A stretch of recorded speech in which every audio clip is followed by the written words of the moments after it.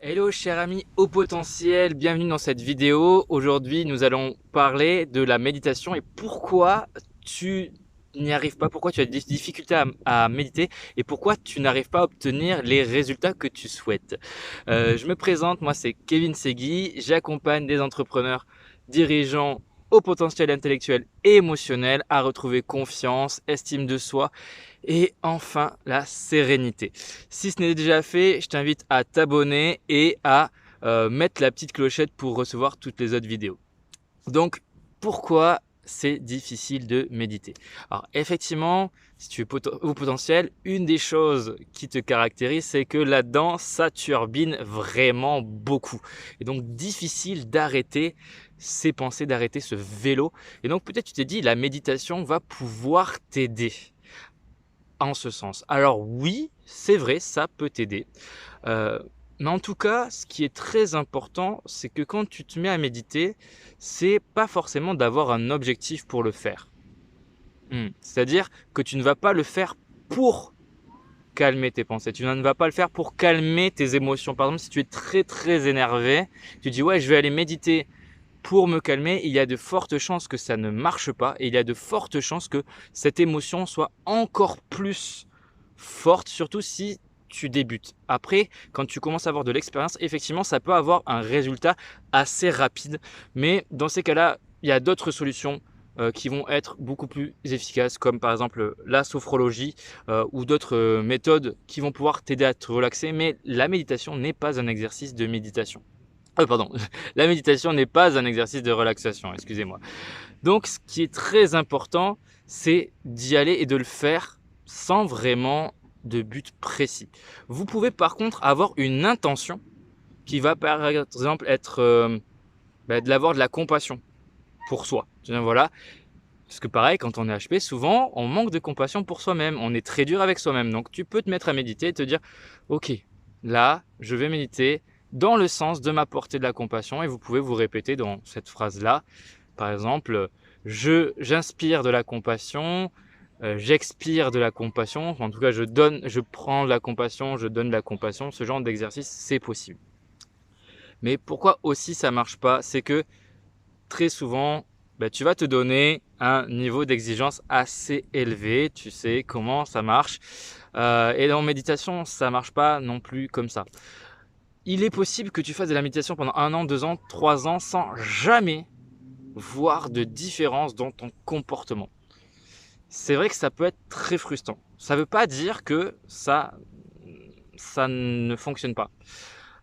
Il faut voir la méditation comme en fait une activité sportive. Si demain tu te mets à faire, on va dire de la musculation parce que tu veux sculpter ton corps, c'est pas en une séance que tu vas avoir des résultats. En fait, si tu te mets à faire des abdos ou à travailler les bras et qu'à la fin de la séance tu te dis ça, j'ai pas les bras de Schwarzenegger, j'ai envie de dire en méditation c'est un peu pareil. C'est à force, à force, à force, et à un moment donné, il y a quelque chose qui va s'enclencher. Et en fait, tu vas même pas le voir. C'est comme en sport, en fait, tu vas voir tes résultats, hein, effectivement, mais peut-être au bout de 3 mois, tu vas voir tes résultats. Peut-être c'est pas du jour au lendemain, c'est à force, à force, à force. Tu vas voir des choses qui vont commencer à sculpter. Alors, dans le sport, tu as le visuel en fait, donc tu peux avoir vraiment quelque chose qui va te montrer que tu as avancé. Mais par exemple, dans la méditation, qui est pour moi le sport du mental, tu ne vas pas voir quelque chose. Par contre, les autres peuvent voir un changement en toi. Et toi, petit à petit, si tu te poses des questions, tu peux te dire oui, effectivement, là, je suis plus patient, là, je suis plus tolérant. Et donc là, oui, tu vas pouvoir voir, entre guillemets, un résultat sans te dire je vais me donner cet objectif-là. En tout cas, si tu te donnes un objectif grâce à la méditation, donne-toi un objectif plutôt long terme. Ça va mieux t'aider. Quand tu te mets en méditation, souvent, tu as peut-être entendu, voilà, je vais faire le vide dans ma tête. Alors, je vais te dire un truc, ça n'existe pas. Ce n'est pas possible de faire le vide dans sa tête. En revanche, dans la méditation, le but, ça va être de concentrer ton attention sur un point précis. Donc, notamment, ça va t'aider avec le regard. Donc, tu vas fixer quelque chose. Donc ça peut être le sol, ça peut être le plafond. Par exemple, si tu es allongé, tu vas fixer le plafond. Si tu es là comme moi dehors, tu vas fixer un arbre. Si tu es assis chez toi, tu vas peut-être fixer un objet qu'il y a chez toi qui va te permettre de focaliser ton attention. Et tu vas avoir aussi ce qu'on appelle un objet de méditation, c'est-à-dire une intention. Donc par exemple, tout à l'heure, je t'ai parlé de la compassion, mais tu peux parler de la bienveillance, tu peux parler de la tolérance, tu peux méditer sur ce que tu veux. Ou même, tu n'es pas obligé d'avoir un sujet particulier. Tu peux juste te concentrer sur ta respiration et te dire, voilà, je respire en conscience. C'est complètement possible. Mais aussi, tu peux méditer sur quelque chose vraiment de particulier qui te touche en ce moment. Par exemple, tu as rencontré une situation aujourd'hui désagréable ou une émotion désagréable, tu peux méditer dessus. Alors attention, la méditation, à la fin, peut-être que la sensation que tu vas avoir va être pire en fait. Peut-être que ça va pas être agréable et la méditation n'est pas toujours agréable. En tout cas, c'est quelque chose à faire continuellement, comme le sport en fait. Si tu veux avoir des résultats entre guillemets que tu vas vraiment ressentir, c'est au moins de le pratiquer 2-3 fois par semaine comme tu pratiquerais du sport. Et c'est pas 5 minutes, c'est au moins 10, 20 voire 30 minutes par jour. Après, tu peux aussi effectivement te dire méditer plus longtemps, mais l'idée c'est pas de méditer longtemps, c'est de méditer plutôt régulièrement. Donc 20 minutes, je trouve que c'est assez intéressant. Tu peux même faire au bout d'un moment, enfin au début pour commencer une fois par semaine et après 2-3 fois. Tu verras que petit à petit, ça va devenir une habitude. Et comme toutes les choses que tu vas faire dans ta vie, l'idée c'est aussi de le programmer, c'est mieux. Par exemple, te dire si tu veux le faire à 19h, tu le fais à 19h. Si tu le fais à 7h du matin, l'idée c'est quand même, le mieux c'est de le programmer. Sinon, en fait, c'est quelque chose que tu vas mettre de côté. Tu diras, de toute façon, c'est pas important, donc hop, c'est pas grave. Puisqu'effectivement, c'est pas en le faisant que tu vas trouver forcément des solutions dans ta vie. Donc tu vas le mettre de côté, tu vas procrastiner. Mais voilà, la méditation, c'est pas tout oublier, tout éviter. Mais par exemple, tu vas méditer et peut-être qu'à un moment donné, ben, il y a plein de pensées qui vont passer, ça va forcément arriver.